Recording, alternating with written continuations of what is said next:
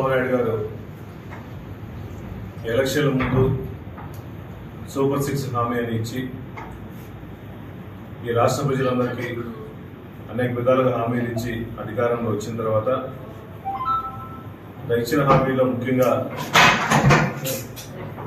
తల్లికి వందనం అనే ప్రోగ్రాం పెట్టేసి ఈ రాష్ట్రంలో ఎంతమంది పిల్లలు స్కూల్కి వెళ్తుంటే అంతమంది పిల్లలకి 15,000 లెక్కన ఎలక్షన్ల ముందు ఎన్డీఏ కుటుంబం హామీ ఇచ్చింది వాస్తవం.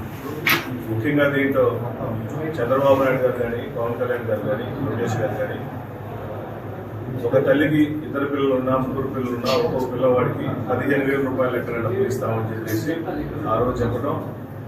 ఇప్పుడు ఎలక్షన్లు అయిన తర్వాత చంద్రబాబు నాయుడు గారు ముఖ్యమంత్రి అయిన తర్వాత జియోమెస్ 29 తీసుకొచ్చి దాంట్లో చాలా క్లియర్గా అమ్మవారికే ఒక అమ్మకి ఒక తల్లికి 15,000 రూపాయలు ఇస్తాము, ప్రతి పిల్లవాడికి 15,000 రూపాయలు ఇవ్వమని చెప్పేసి జీవో ఇచ్చి ఈ రాష్ట్ర ప్రజలందరినీ ముఖ్యంగా మహిళా లోకాన్ని, మహిళా తల్లులందరినీ కూడా తల్లికి వందనం అని చెప్పేసి పథకం పెట్టి తల్లికి సున్నం పూసే ప్రోగ్రాం చంద్రబాబు నాయుడు గారు ఆ ఎన్డీఏ కుటుంబం చేస్తున్నారు. నిజంగా ఈ రాష్ట్ర ప్రజలందరూ కూడా ముఖ్యంగా మహిళలు కూడా ఇటువంటి నాయకుడిగా మేము ఓట్లేసింది, మాట ఇచ్చి మాట తప్పే నాయకుడికి ఓట్లేసి మోసపోతున్నాము అని చెప్పి ముఖ్యంగా రాష్ట్ర ప్రజలు కానీ మహిళా లోకం మొత్తం కూడా వస్తుంది.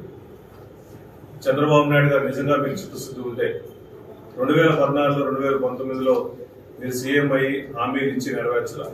ఇప్పుడైనా ఇచ్చిన హామీలు నెరవేర్చుకుంటూ మహిళా లోకాన్ని మొత్తం కాపాడుకుంటూ మహిళలందరికీ గౌరవిస్తా అని చెప్పేసి మీరు ఇచ్చిన జీవోని మార్చుకొని ఒక కుటుంబంలో ఒక తల్లికి 2 పిల్లలుంటే 30,000 రూపాయలు, ముగ్గురుంటే 45,000 రూపాయల లెక్కన ఇవ్వాలని చెప్పేసి వైఎస్ఆర్ కాంగ్రెస్ పార్టీ మేము డిమాండ్ చేస్తున్నాం.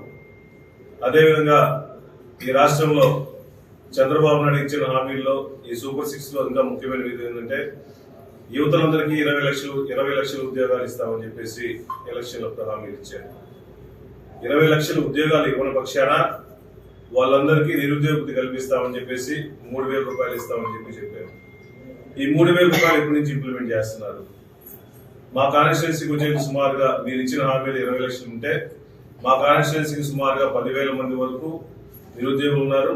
వాళ్ళందరికీ ఎమ్మటే ఉద్యోగాలు ఇప్పించండి, లేకపోతే దయచేసి వాళ్ళందరికీ 3,000 రూపాయలు నిరుద్యోగ కల్పించాలని చెప్పేసి మేము డిమాండ్ చేస్తున్నాం.